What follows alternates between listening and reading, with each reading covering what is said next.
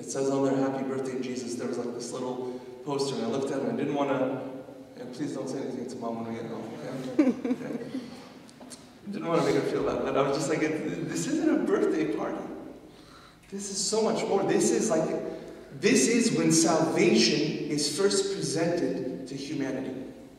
This is what we were offered in the beginning. Think about what Adam and Eve were offered. They were offered to live in communion with God. And after the fall, of course, all they got messed up. And the book on the Incarnation, St. Athanasius says, listen, he has one of two options. You have the piece of paper here. He has one of two options. He looks at this, says, this is your image. Imagine it, the most beautiful image in the world. We were created in the likeness, in the image and likeness of God, right? Genesis 1:26. The Trinity comes together in a consortium. They say, let us, after they finish the first 5 days of creation, says it's good. Let's make man in our image and likeness. And imagine this beautiful image after which we were created. And after the fall, it was distorted. That's what happened. God had one of two options. Either he says, trash, I'm done. I'm done.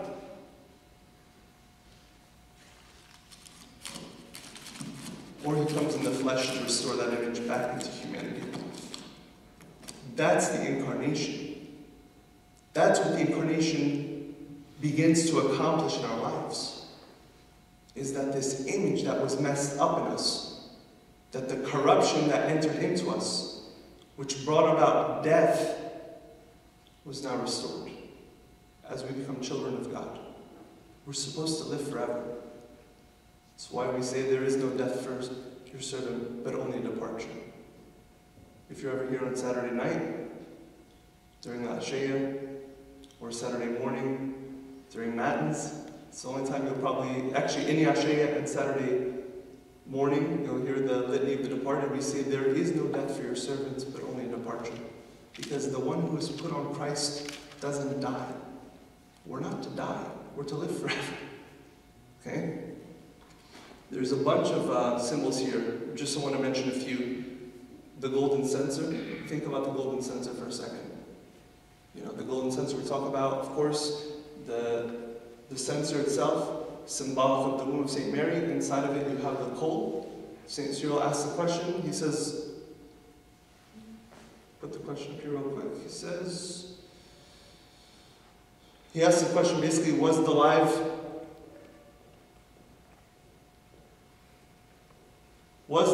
coal fire or coal? Was the live coal fire or coal? It's both. It's both. This is the incarnation. Guys, it's all around us. It's all around us. The icons being consecrated, a piece of wood with some paint on it being consecrated and becomes now an image before us of heaven. When a Buddha comes out, he's doing the censer. He first does the incense in the shape of a cross here, then he comes to the gospel, the word of God. Then he goes, if there's any relics of saints who are in the, if you will, the redeemed church. The church is one, but awaiting in paradise. And then after that he goes, if there's a celebrating priest with him, he'll do the incense to him. And then after that he goes around the entire church giving incense to the people. I know you thought that he was going around collecting your prayers, right? He's going around to collect your prayers so that when he gets back to the altar, he can go off real quick, all right? What he's actually doing, he's giving incense to the image of God who is within you. You are the image of God. He's giving incense to the image of God who is within the priest. Christ is our high priest. He's giving incense. He's offering incense before God's own image. It's not idolatry. Okay? We're not saying that this is you become the God in essence. No, we become like him by his grace. Only by his grace. Okay?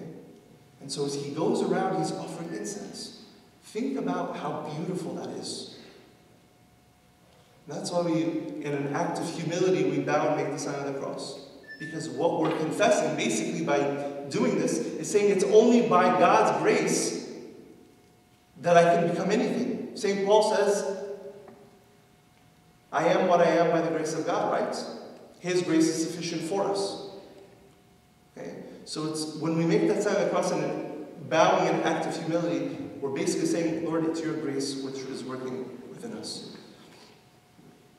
The burning bush, I think very clear, right? The burning bush. The bush, of course, is symbolizing here both, actually, the incarnation as well as the womb of St. Mary, which wasn't consumed.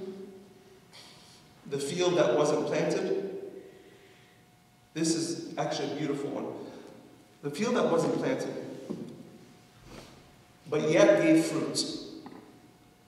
Okay, this is part of the, I think, the Tuesday field. Okay, it says,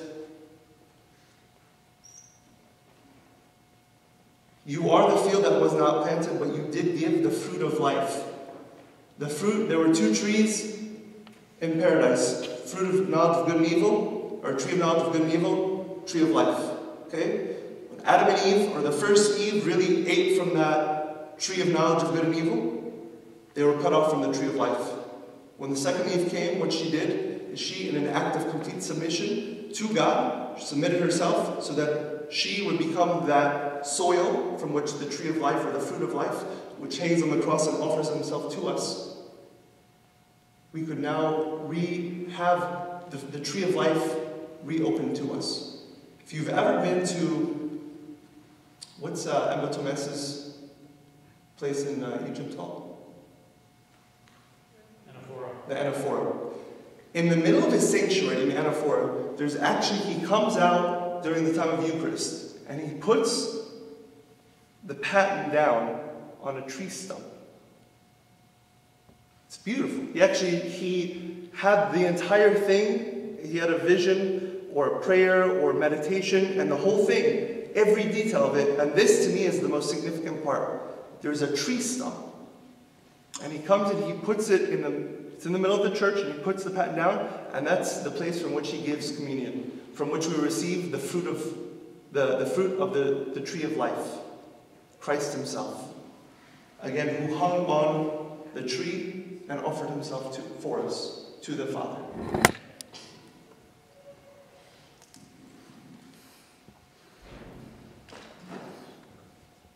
That soil.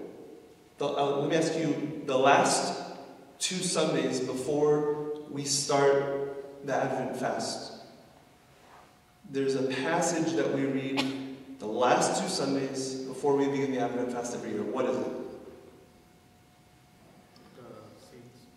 The parable of the sower, right? So there was a sower who went out and he scattered seeds, right? And he scattered seeds, and they fell. Some fell on the wayside, some fell on thorny ground, some fell on rocks or stones, and some fell on the good soil.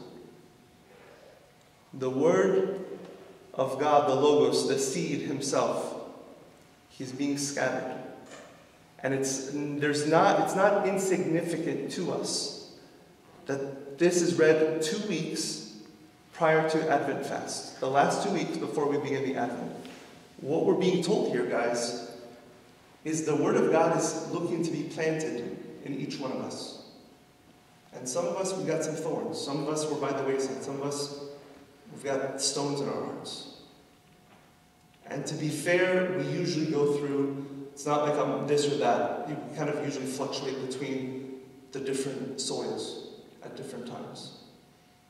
But the significance of that is that we are supposed to spend this season in the fast purifying that soil, making that soil good so that the Word of God would become incarnate in our lives, just as he was in the life of St. Mary, the Theotokos.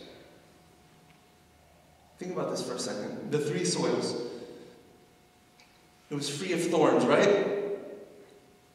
Free of thorns. The thorns, of course, they're things that choke us. They're things that choke our spiritual life.